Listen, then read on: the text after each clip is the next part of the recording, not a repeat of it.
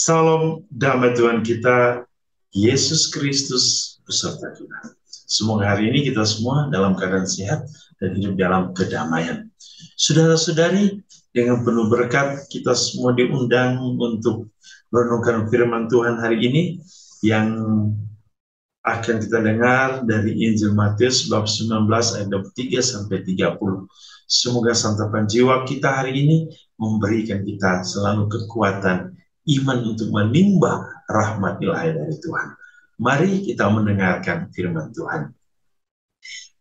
Inilah Injil suci menurut Matius. Yesus berkata kepada murid-muridnya, "Aku berkata kepadamu, sesungguhnya sukar sekali bagi orang kaya untuk masuk ke dalam kerajaan surga. Sekali lagi aku berkata kepadamu, lebih mudah seekor unta masuk melalui lubang jarum daripada seorang kaya masuk ke dalam kerajaan Allah." Ketika murid-murid mendengar itu, sangat gemparlah mereka dan berkata, "Jika demikian, siapakah yang dapat diselamatkan?" Yesus memandang mereka dan berkata, "Bagi manusia hal ini tidak mungkin, tetapi bagi Allah segala sesuatu mungkin." Lalu Petrus menjawab dan berkata kepada Yesus, "Kami ini telah meninggalkan segala sesuatu dan mengikut Engkau. Jadi apakah yang akan kami peroleh?" Kata Yesus kepada mereka, "Aku berkata kepadamu, sesungguhnya pada waktu penciptaan kembali, apabila anak manusia bersemayam di tata kemuliaannya, kamu yang telah mengikut aku akan duduk juga di atas 12 tata untuk menghakimi ke-12 suku Israel. Dan setiap orang yang karena namaku meninggalkan rumahnya, saudaranya laki-laki atau saudaranya perempuan, bapak atau ibunya, anak-anak, atau ladangnya, akan menerima kembali 100 kali lipat dan akan memperoleh hidup yang kekal.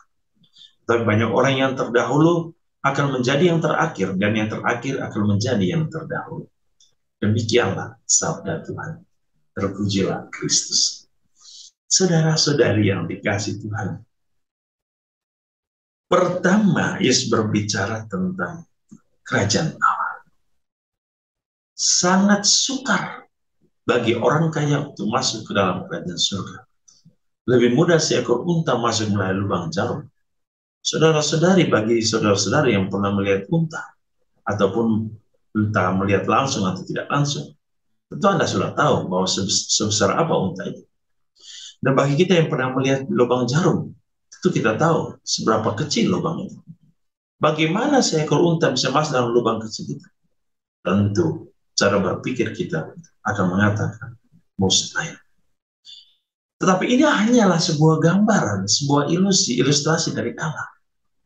Bahwa ketika orang yang terlalu mengandalkan dirinya sendiri, mengandalkan harta dan kekayaannya, maka ia sebesar apapun pintu surga, sebesar apapun pintu surga, tidak akan pernah ia lalui.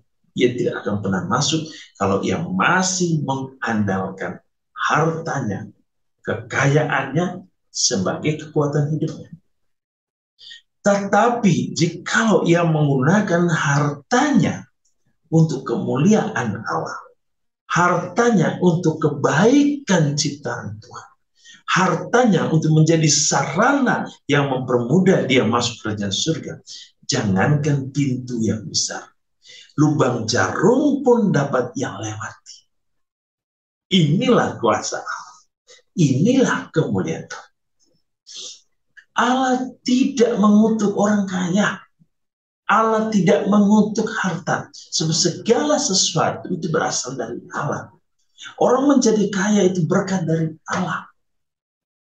Yang menjadi suatu malapetaka bagi seseorang ketika ia terlalu menaruh harapannya atau ia mengandalkan hartanya sebagai kekuatan.